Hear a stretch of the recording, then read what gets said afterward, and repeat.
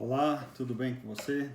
Vamos então continuando o nosso assunto aqui sobre inadimplemento das obrigações. Nós já fizemos uma introdução, falamos acerca das modalidades do inadimplemento relativo, do inadimplemento absoluto, da violação positiva do contrato.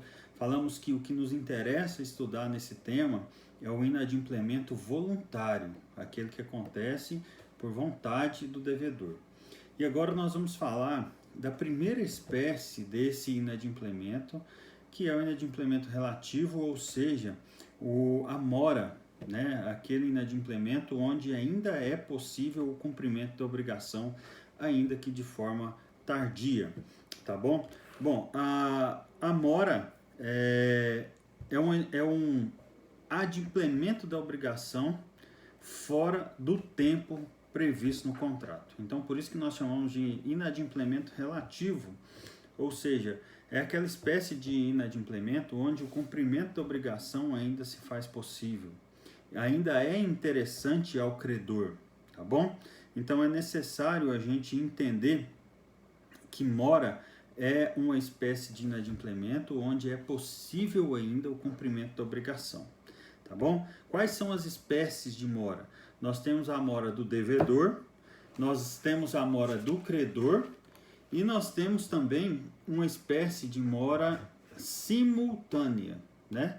Muitas vezes nós temos ou tendemos a imaginar, a pensar que a mora ou o inadimplemento da obrigação, ele ocorre só por parte do devedor. É óbvio que o que nós vamos estudar aqui é a mora do devedor com mais ênfase, né? Mas eu quero que você entenda também desde já que existe essa possibilidade de mora do credor, ou ainda mora das duas partes da relação obrigacional, tá bom? Quando a mora é do devedor, nós estamos então diante da mora que a doutrina vai chamar de mora debitores, mora debendi, mora solvendi. Você lembra lá no adimplemento direto que nós estudamos quem deve pagar? E nós vimos que é o solvens. Então, viu aí? Mora solvendi, mora do devedor, tá certo? Toda vez que eu falo em mora do devedor, para ser caracterizada a mora do devedor, então, exige-se culpa do devedor pelo inadimplemento da obrigação. É interessante, então, que eu leve esse requisito como um requisito essencial para a caracterização da mora. É necessária a existência de culpa do devedor, então, tá bom? Bom, e se ficar, então, caracterizado culpa do devedor, nós estaremos diante da mora. Mas essa mora por culpa do devedor vai gerar alguns efeitos, que nós até citamos alguns na última videoaula.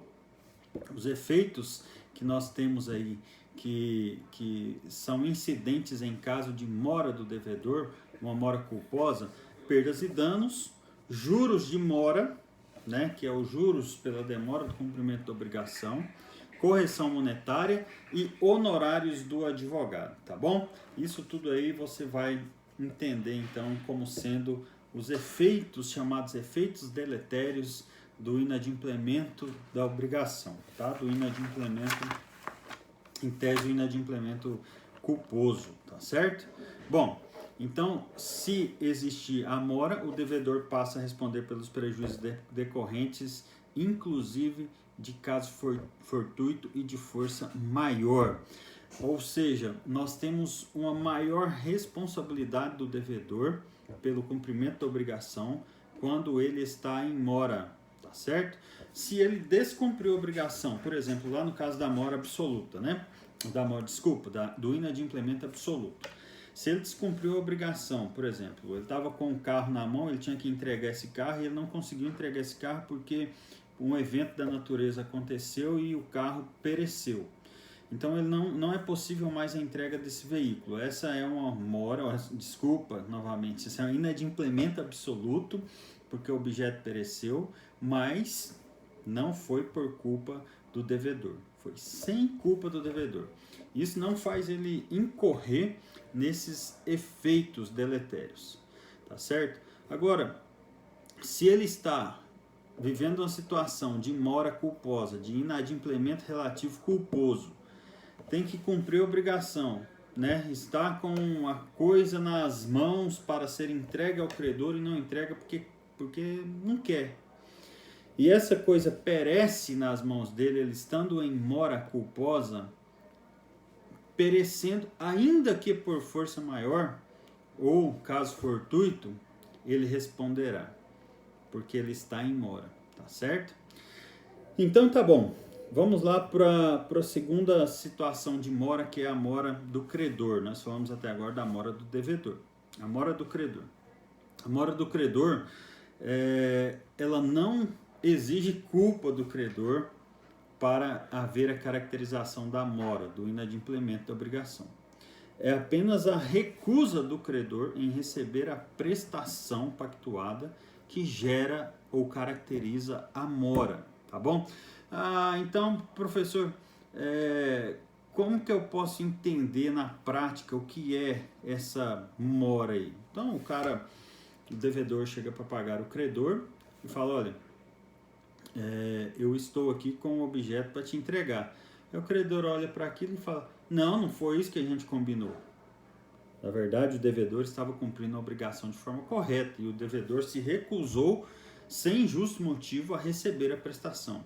A partir daí, o devedor passa a ter despesas da coisa para conservá-la, para manter em suas mãos. Então, nesse caso aí, esse ônus que o devedor, por hora, suporta em razão de recusa do credor no recebimento da prestação, é transferido ao credor porque ele deu causa ao não cumprimento da obrigação. Então, essa é a mora do credor. Ele responde pelas despesas de conservação da coisa. E, por exemplo, alguém quer entregar uma casa, o credor se recusa a entregar uma casa. O credor se recusa a receber a casa. E o devedor fica com aquela casa na sua posse ainda, e aí vai brigar judicialmente, e ele está lá 1, 2, 3 anos conservando a casa em sua posse. Ele tem que fazer reparos, tem que fazer pintura, tem que cuidar da casa. Essas despesas de conservação aí vão ficar depois a cargo do credor, porque foi ele que deu causa ao não cumprimento da obrigação, tá bom? Então nós temos essa situação aí diante da mora do credor. O devedor também passa a responder por dolo, né, o prejuízo intencional, e não por culpa, tá bom? Ele não é considerado um inadimplente, um credor inadimplente por culpa, e sim por dolo. Ele agiu com a intenção de não receber a coisa. Muito bem. C, mais um requisito aí dessa mora do credor, né? Mais uma característica da mora do credor. Se o valor do objeto a que deveria ser entregue variar entre o dia estabelecido para o pagamento e o dia que efetivamente ocorreu o pagamento, o credor responderá pelo valor mais alto. Ou seja, você tinha que entregar a coisa ao credor no dia 10 de janeiro de 2020. Lá naquela oportunidade, o gado valia R$160. O devedor permaneceu com esse gado nas mãos até agora, junho, e hoje já vale 200. Então agora o credor tem que pagar 200 e não mais 160 pelo valor da arroba, porque ele recusou-se a receber o gado naquela oportunidade. Então agora ele vai ter que arcar com essa diferença aí, tá bom? Mora simultânea. A mora simultânea, como eu disse, é a mora do credor e do devedor ao mesmo tempo. Então, o que significa? Se um devedor está em mora e o credor também está em mora, elas se anulam, tá certo? Não há o que falar, então, em punição para uma ou para outras partes, para outra parte, no caso, então, de mora simultânea, tá certo? Dê uma estudadinha aí no Código Civil, nos artigos que tratam do assunto, e vamos que vamos, no próximo vídeo aula nós vamos falar sobre juros, tá bom? Um abraço e até mais.